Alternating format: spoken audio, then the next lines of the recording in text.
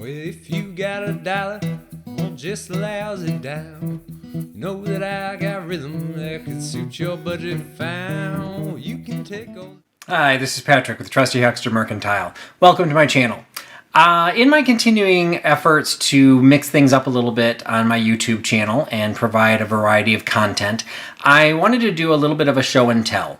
And this is something that I just picked up over the weekend, and I wanted to highlight kind of why I picked it up, but then also show what I got. So I'll start with the why first. I've been looking at this item for literally months. I really can't say the first time I saw it, but it is a location that I go to all the time. It's called Thrift and Dollar. It's located in Aurora, Illinois, so it's not too far away from me. I live in North Aurora, so it's a pretty great spot, and I'm very lucky to have such a wonderful sourcing option for a lot of what I resell, then also for my personal collection. This item had been there for quite a while, and over time, I'm not sure the best way to do this without kind of blowing the surprise, but I'll say there's two pieces to what I'm going to show you. And the first time I saw them, the two pieces were together. And over time, they became separated, and they each ended up with their own price tag. And what happened over the weekend was I received an email from a potential customer from my Etsy store that she had tagged something on my Etsy store, something that she was watching because she wanted to pick it up. It did happen to be one of the most expensive items in my shop, and she had tagged it to be able to afford it, and it sold. Somebody else bought them because they were priced extremely. It was a pair of wall sconces. They were priced extremely well. They were up there for a while because they were somewhat expensive, but they had their value. Anyway, she contacted me, and she was super disappointed that she missed out on them, and she was basically kicking herself for letting them go, and basically was just asking if I ever come across more, another pair like that, could I keep her in mind? Which, of course, I will be happy to do.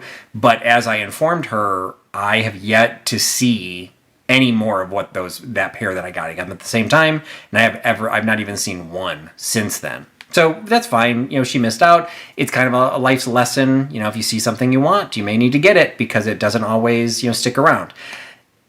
But then I kind of started thinking about my own situation and this pair of pieces that I'm showing you now, one of which is right behind me. So what this is a 1914 watercolor. It is signed and dated on the bottom. It's of a porcelain vase, and then, of course, a spill of white roses, coming out of it. It was painted and dated in 1914. On the back, it was framed in 1995, so it's a contemporary frame, but that's totally fine. Who knows the way the painting was being handled because of the way the vase was being handled. So what I have purchased is the original vase that this painting was based on. I'm thrilled to be able to offer it. Unfortunately, and the main reason I hesitated to pick it up as long as I did was because if you're familiar with my channel, you know that I do not like damage. And this thing has damage almost literally written all over it. So you have a very large crack down at the bottom, and worse than that, at the very top, you can see this would be the center of the vase. You can see there's this lip that has this little spout. There's some damage on that too. Well, on this side, that entire spout is missing. It's completely cracked out. So this seriously has some damage. And because of the damage, and it's not specifically my decor choice, I hesitated to pick it up. And for as silly as it may sound, the email from that woman being so disappointed about missing out on something that she really wanted made me really think about this piece and really recognize that to a certain extent, although I can't 100% claim that I really, really wanted it, if I really wanted it, I would have bought it the first time. It was the idea that I hated the concept of these two pieces being separated. And I'm not saying that Thrift and Dollar would have purposely separated them, but it's entirely possible someone could have stepped in and found the print and decided to purchase the print without purchasing this because there was a price tag on the print by itself. I was thrilled when I walked back in there. I'll be perfectly honest. When I first walked back in, I found the vase and I couldn't find the print. And I was very upset because I thought I'd missed my chance, and then I was going to be kicking myself. So I actually asked, and so we did find it. found the price what it would be if the two pieces were together. But again, it was priced. It was entirely possible this print could have gone by itself, because in some cases it might have gone by itself because they didn't know that the vase that goes with, that basically inspired it, they wouldn't have even known that that was somewhere in the store because it had gotten separated. So this was a case where I definitely picked it up. It's an unmarked vase. If there's any question about its age, first you can look at the painting, but you can also look at the bottom. There's some great, crazing down there, stained crazing. I mean, clearly this definitely has some age. I would say this is actually older than 1914. This to me is a very nouveau look to it. So I mean, I would be putting this in like the 1890s to 1905 era. So this may have already been a family heirloom at the time they turned it into, did a watercolor of this painting. So this is going to be one of these cases. I wanted to put this video out. It's going to be a short one because I just really wanted to highlight these two items.